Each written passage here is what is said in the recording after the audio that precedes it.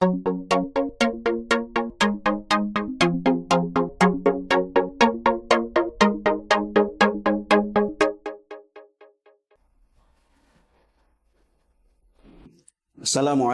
warahmatullahi wabarakatuh.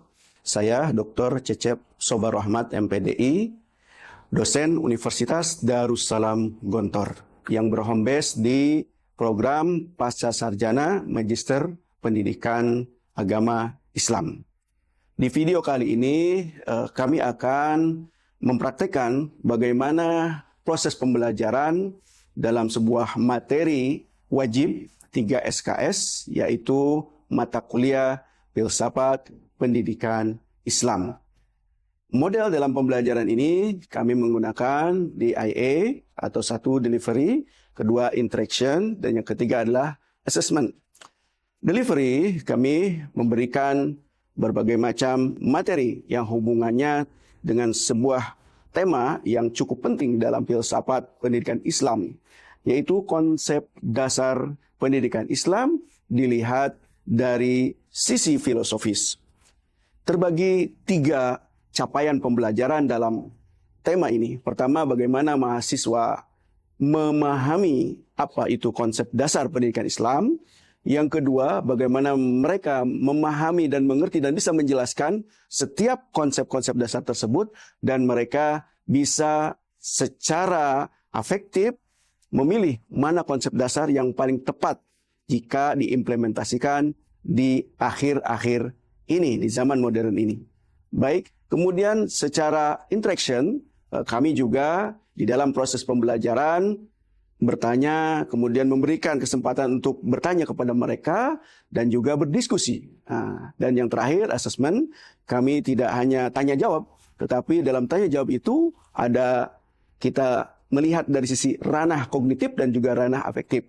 Kita bertanya tentang sesuai dengan capaian pembelajaran, dan pada akhirnya, karena ini adalah juga bagian daripada tema yang cukup penting, maka kami memberikan beberapa wawasan-wawasan tentang konsep dasar pendidikan agama Islam.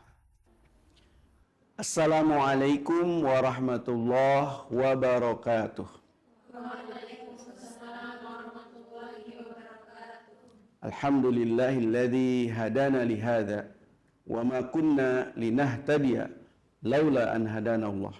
Allahumma fassalli wa sallim ala nabiyyina Muhammadin wa ala alihi wa sahbihi ajma'in, amma ba'd. Qabla ta'allumina fi hadha al-yawm, mari kita berdoa. Mudah-mudahan pembelajaran kita pada hari ini dalam mata kuliah Filsafat Pendidikan Islam bisa berjalan dengan baik dengan membaca surah Al-Fatihah. Bismillahirrahmanirrahim. Iyyaka na'budu wa iyyaka nasta'in. Shiratal ladzina an'amta 'alaihim ghairil maghdubi 'alaihim. Mari kita buka pelajaran ini dengan membaca Al-Basmalah. Bismillahirrahmanirrahim. Bagaimana kabarnya semuanya? Sehat? Masya Allah. Saya ingin nyapa dulu semuanya dengan baca absen ya. Amiratul Majidah, Masya Allah. Arli Zahra, Haliza Nur Azkia, Rahmania. Man lam yuzkar ismuha, yang belum tersebut namanya, sudah semua? Alhamdulillah. Baik, pada pagi hari ini kita akan bersama-sama belajar tentang salah satu tema di dalam materi Filsafat Pendidikan Islam, yaitu materi yang sangat penting sebagai dasar daripada pembelajaran selanjutnya. Dan sekarang kita belajar konsep dasar pendidikan Islam. Ya, yang kita tahu ada tarbiyah, taklim, dan ta'dib. Ya, tentunya secara filosofis, ditinjau secara filosofis. Sebelum masuk ke materi, apakah ada yang tahu tentang perbedaan antara pendidikan Islam, pendidikan Islami, dan pendidikan dalam Islam. Karena ada 3 terminologi ataupun 3 istilah dalam pendidikan Islam itu. Ada yang tahu? Belum ada ya? Oke. Kalau belum ada, saya mulai dari sini ya. Jadi pendidikan Islam ya berbeda dengan pendidikan Islami dan pendidikan dalam Islam. Ada yang lebih cenderung lebih senang dengan menggunakan kata pendidikan Islam, ada yang lebih senang menggunakan pendidikan Islami, ada yang lebih senang menggunakan pendidikan dalam Islam. Sebetulnya perbedaannya, pendidikan Islam lebih kepada sebuah nama mata kuliah, pendidikan Islam. Ya, jadi kalau kita belajar belajar pendidikan Islam, bukan pendidikan Islami, kan gitu. Juga bukan ada mata pelajaran atau mata kuliah pendidikan dalam Islam, nggak ada. Nah, yang kedua, pendidikan Islami. Sebetulnya pendidikan Islami itu substansinya atau ajarannya, ajaran pendidikan Islami. Jadi karena ada juga pendidikan yang tidak Islami gitu ya. Itu nama ajarannya. Dari pesantren itu pasti pendidikannya Islami. Nggak mungkin pendidikan di pesantren itu tidak Islami. Yang ketiga, pendidikan dalam Islam itu artinya ada sebagai distingsi. Distingsi itu pembeda antara pendidikan dalam agama yang lain atau pendidikan dalam ranah yang lain. Ya, maka dari itu sebagai distingsi maka ada istilah pendidikan dalam Islam. Baik, kita langsung kepada materi yang paling utama dari mata kuliah ini. Sebelumnya ada pertanyaan tentang ini? Sudah paham semua ya? Jelas ya? Oke, nanti kalau ada yang bertanya silahkan. Ya bagus juga kalau ada yang bertanya. Ya bagian daripada proses pembelajaran di kuliah itu ya kita diskusi, ada interaksi ya. Silakan yang mau bertanya nanti harus bertanya ya. Oke. Konsep dasar pendidikan Islam secara filosofis ya.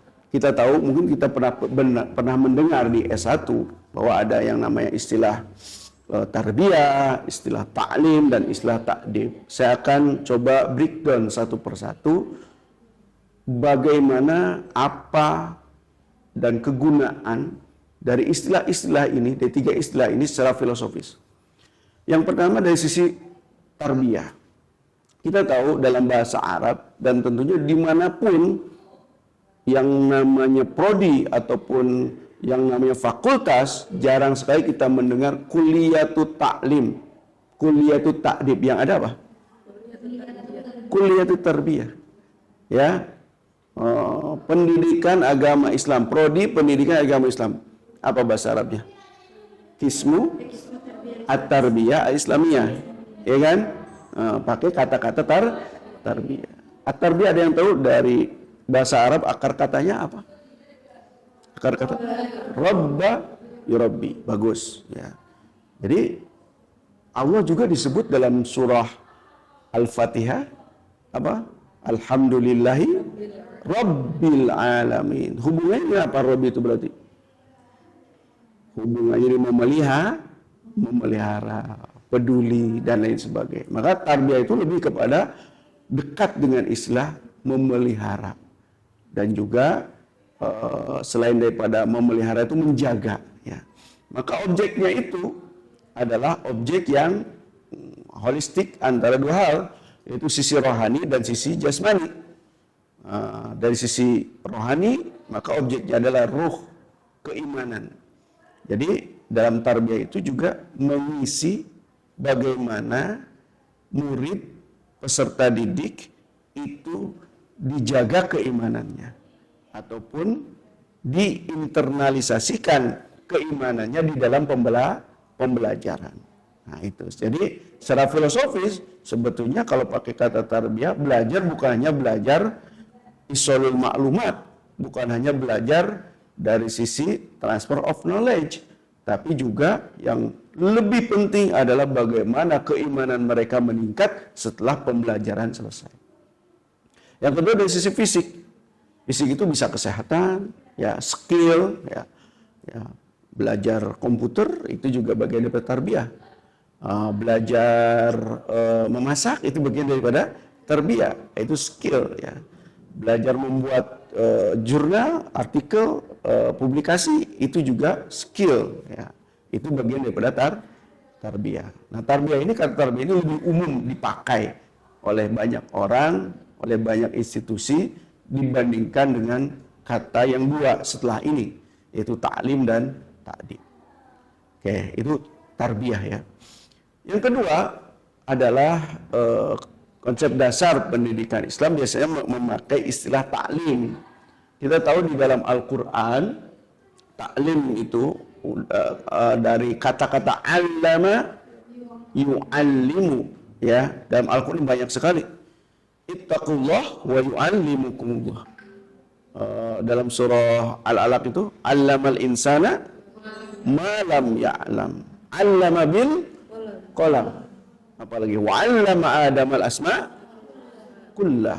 Banyak sekali kata-kata tak. Maka ada orang yang senang lebih baik pakai kata ta'lim, karena itu di dalam Al-Quran banyak kata-katanya, dan Allah itu ta'lim, memberikan ta'lim kepada Nabi Adam, kepada manusia yang bertakwa, bukan pakai kata tarbiyah. Bahkan dalam Al-Quran nggak ada kata-kata tarbiyah. Nah itu, meskipun kata akarnya ada ya, dari Rob itu. Nah, kemudian kalau kita di masyarakat, pengajian ibu-ibu disebut majelis apa? Pernah dengar majelis tarbiyah?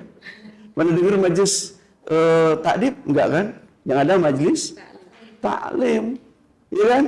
Nah, makanya ada orang yang lebih senang memakai istilah ta'lim. Nah, ta'lim objeknya kemana? Ya, ta'lim itu memang lebih kepada intelektualitas. Maka ada yang mengatakan ta'lim itu isolul ma'lumat min adhani al-asatida ila adhani at-talabah. Ya, meskipun itu tidak terlalu tepat ya, karena tidak sebetulnya kalau taklim itu tidak hanya itu sebetulnya, tapi itu bagian yang terbesar ya. Maka taklim ini hubungannya dengan pedagogi, pembelajaran dan juga wawasan. Dalam Al-Qur'an ada kan surah Al-Jum'ah ayat berapa itu 2 ya. Huwallazi ba'asa fil ummiyina rasulam minhum yatlu alaihim ayati wa yuzakkihim wa yu'allimuhumul kitaba wal hikmah. Yu'allim alkitab dan hikmah. Jadi sebetulnya kata taklim itu bukan hanya belajar pelajaran, tapi juga belajar kebijaksanaan, belajar hikmah.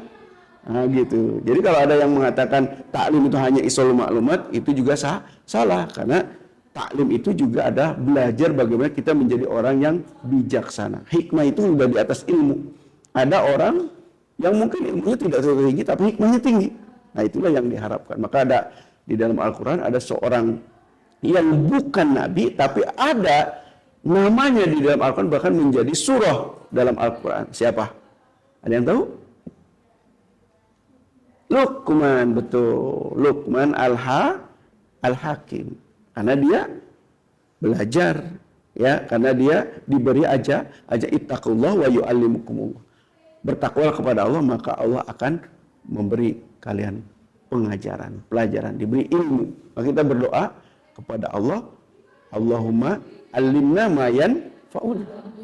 Nah, itu kita minta Allah yang ngajar. Itu kata-kata taklim, ya. Ah, gitu. Oke, yang ketiga itu adalah ta'dib. Ya, sebelumnya yang tadi yang taklim itu ahlinya ataupun yang pendapat bahwa lebih suka memakai istilah taklim, itu namanya Syekh Abdul Fattah Jalal ya. Itu beliau. Kalau ta'dib ini sebetulnya lebih baru ya, karena lebih pemikiran ini dibawa oleh seorang filosof dari Malaysia, meskipun lahirnya di Bogor, namanya Syed Naqib Al-Atas ya. Beliau ketika konferensi pendidikan 1977 di Mekah, itu beliau membawa sebuah konsep yang beliau sebut sebagai konsep ta'dib. Jadi beliau lebih senang ta'dib daripada tarbiyah. Beliau mengkritisi kenapa nggak pakai tarbiyah. Karena menurut beliau kata-kata tarbiyah itu untuk umum semuanya. Bahkan hewan pun tarbiyah.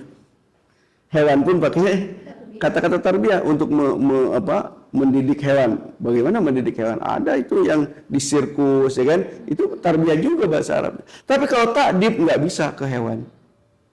Ya, takdib itu ke manusia. Takdib menjadikan manusia beradab. Maka beliau mengkritisi salah satu ataupun yang paling utama krisis kemanusiaan sekarang itu adalah the loss of adab.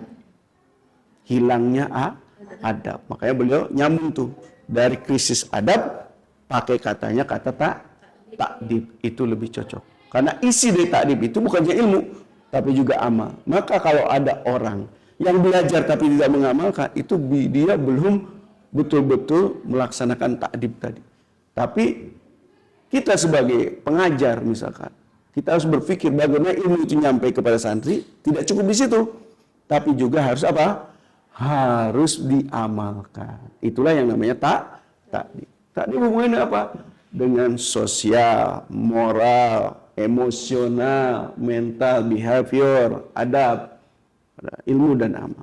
Jadi kalau ada orang misalkan dia ilmunya tinggi tapi masih melaksanakan kegiatan-kegiatan yang bermaksiat kepada Allah, itu berarti dia belum sempurna takdibnya. Atau misal menyakiti orang lain, itu takdibnya belum. Ya itu. Nah orang zaman sekarang di era kapitalisme ini hanya menilai orang dari sisi apa? Dari sisi nilai akademis, yaitu angka-angka saja. Jarang sekali ada nilai-nilai dari sisi perilaku.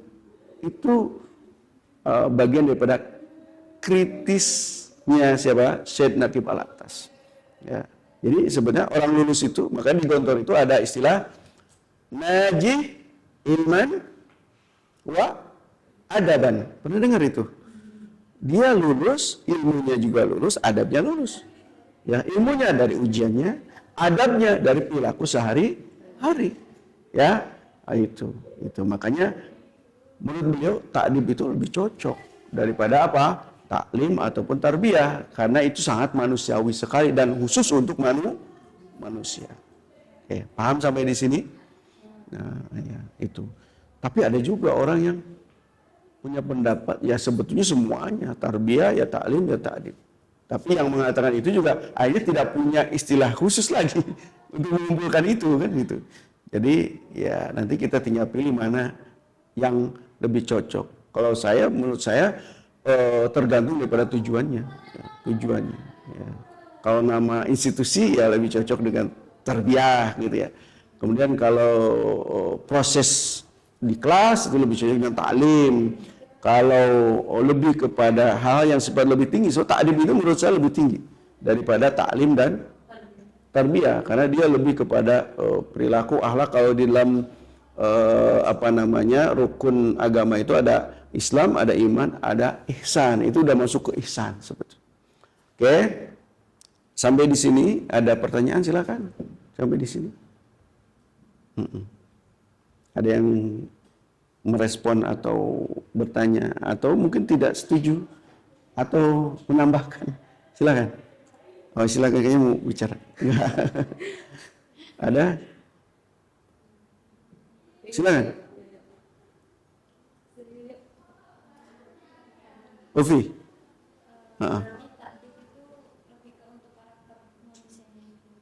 Ya. Jadi takdib itu sebetulnya dia tetap diberi ilmu, tetapi hasilnya itu harus perilaku, gitu ya, perilaku yang baik, amal yang baik. Jadi kalau misalnya ada orang pinter, tetapi kemudian akhlaknya nggak baik, dia nggak lulus. Ya bagus pertanyaannya. Oke, kita lanjut ke next slide. Nah. Secara filosofis, karakter pendidikan Islam yang tadi tarbiyah, taklim, ta'dib, itu harus mengandung minimal 5 unsur ini. Unsur karakter ini. Yang pertama, di dalam pendidikan Islam itu semuanya harus tertuju kepada tauhid. Mengesahkan Allah. Apa gunanya kita belajar banyak-banyak tapi kemudian akhirnya mensekutukan Allah? Atau dalam pembelajarannya, dalam penelitiannya, dia menghilangkan keberadaan Allah. Nah, itu bukan pendidikan Islam. Ya, maka semua pelajaran, ya, baik fisika, baik biologi, itu semua harus berdasarkan kepada ketauhidan kepada Allah, bahwa kita ini makhluk Allah, Allah yang menciptakan, dan hanya Allah satu-satunya yang menjadi tempat kita bergantung. Yang kedua, lifelong education. Ada yang tahu artinya lifelong education? Pendidikan sepanjang hayat. Memang ada yang biasa pakai long life, sebetulnya yang lebih tepat lifelong. Ya, saya pernah ke beberapa tempat di Eropa maupun di Amerika, bahasa mereka itu lifelong, bukan long life. Ya, bukan, ya betul ya, bukan long life tapi lifelong. Ya, pendidikan ya sepanjang hayat. Itu sesuai dengan hadis Rasul, utlubul ilma minal mahdi ilal lahdi.